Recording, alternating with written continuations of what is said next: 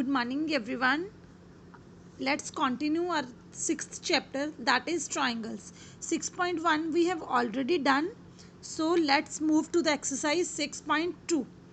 In this we will discuss the similarity of triangles. हमने उस दिन बात की थी ट्राइंगल्स की सिमिलैरिटी और कॉन्ग्रुएंसी के बारे में. आज हम देखते हैं उससे रिलेटेड कुछ थ्योरम्स और रिजल्ट्स. हमने कहा था कि टू ट्राइंगल्स आर सिमिलर. ये बात हम पहले ही सिमिलैरिटी ऑफ ट्राइंगल्स की डेफिनेशन में कर चुके हैं कि दो ट्राइंगल सिमिलर कब होती हैं, if there corresponding angles are equal and there corresponding sides are in the same ratio. अगर ये दोनों चीज़ें होती हैं तो हमारी ट्राइंगल्स सिमिलर होती हैं. उसके कॉरस्पॉन्डिंग एंगल्स भी इक्वल होने चाहिए और उसकी जो कॉरस्पॉन्डिंग साइड्स है वो सेम रेशो में होनी चाहिए. ये तो थी उसकी डेफिनेशन. उसके बाद हम डिस्कस कर रहे हैं एक थ्योरम. थ्योरम में हमें क्या बोला गया है, ये थ्योरम आपको विदाउट प्रूफ करनी है. Only statement we will discuss और उसका रिजल्ट हम बाकी सम्स में यूज़ करेंगे. हम इसका प्रूफ नहीं करेंगे. If a line is drawn parallel to one side of a triangle to the other two sides in distinct points, the other two sides are divided in the same ratio. Means क्या हुआ कि अगर आपके पास कोई triangle है, let us suppose कि ABC कोई ट्राइंगल है, उसमें आपने क्या किया, एक साइड के पैरेलल कोई लाइन ड्रॉ कर दी. उसकी BC साइड के पैरेलल मैंने D और E को ज्वाइन करती हुई एक लाइन ड्रॉ कर दी. कैसी लाइन है ये, जो BC के पैरेलल है. तो हमने क्या प्रूव करना है, क्या इसका रिजल्ट है कि जो बाकी दो साइड्स बचेंगी, BC के पैरेलल तो ये है, इसको छोड़ दीजिए BC के, बाकी ट्राइंगल ABC की कौन सी साइड्स बची, AB और AC. तो ये लाइन इन दोनों लाइंस को बराबर रेशो में डिवाइड करेगी. कैसे, AD upon DB equal to AE upon EC. ये आपको रिजल्ट याद करना है कि अगर कोई ट्राइंगल में एक साइड के पैरेलल हम कोई दूसरी लाइन ड्रॉ कर देते हैं तो वो जो बची हुई साइड्स हैं उनको इक्वल रेशो में डिवाइड कर देती है. और ये जो रिज़ल्ट है ये वाइस वर्सा भी है. वाइस वर्सा का मतलब क्या होता है कि इसका कन्वर्स भी ट्रू है. कन्वर्स का क्या मतलब हुआ कि अगर हमें ऐसे दिया हुआ है कि अगर कोई ट्राइंगल है उसकी ये रेशो इक्वल है, मीन्स कि कोई आपने D और E पॉइंट्स लिए हुए हैं और उसकी ratio AD by DB equal to AE by EC है, तो ये लाइन इसके पैरेलल हो जाएगी. तो आपको ये रिज़ल्ट याद रखना है कि अगर लाइन किसी साइड के पैरेलल है तो सामने वाली जो साइड्स दो बच जाती हैं उनकी रेशो इक्वल होगी, और अगर रेशो इक्वल दी हुई है तो वो लाइंस पैरेलल हो जाएंगी. यही आपकी 6.1 थ्योरम है और इसका कन्वर्स जो मैंने आपको साइड बाय साइड ही बता दिया वही आपका 6.2 थ्योरम में था कि D और E देखिए कोई पॉइंट्स लिए हुए हैं और रेशो उनकी इक्वल करके दिखाई हुई है.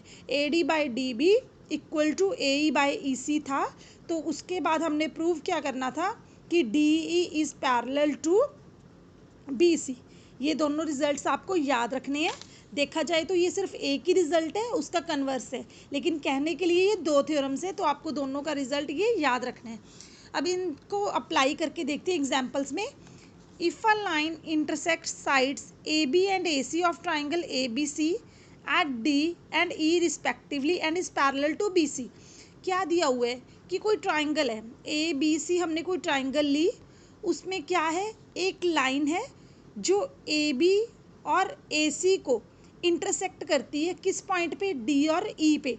मीन्स कि AB पॉइंट को, AB लाइन को वो D पॉइंट पे कट करती है और AC को E पॉइंट पे.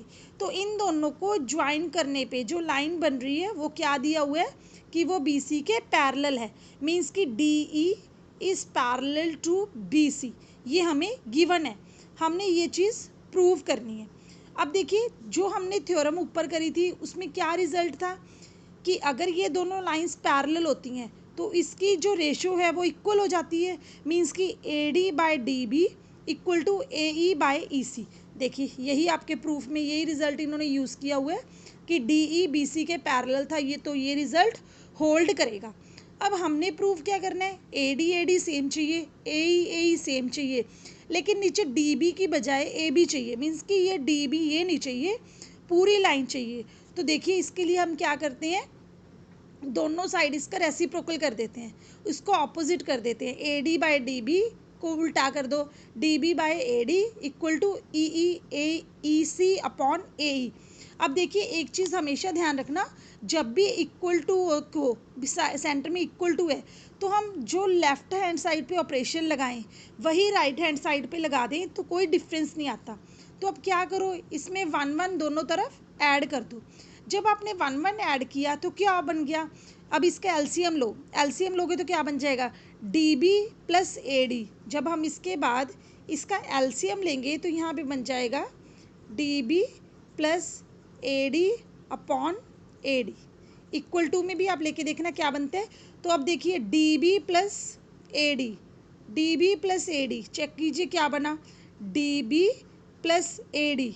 ये दोनों, ये लाइन और ये लाइन जब दोनों को ऐड किया तो क्या बन रही है, पूरी लाइन ए बी। तो यहाँ से क्या बन गया, ये ऊपर वाली चीज़ न्यूमरेटर क्या बन गया, ए बी, डिनोमिनेटर में ए डी है ही।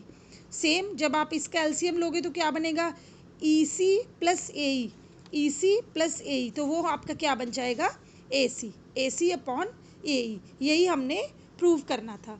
तो आई होप कि आपको ये दोनों रिजल्ट समझ में आए होंगे। Next we will discuss in live class. Thank you.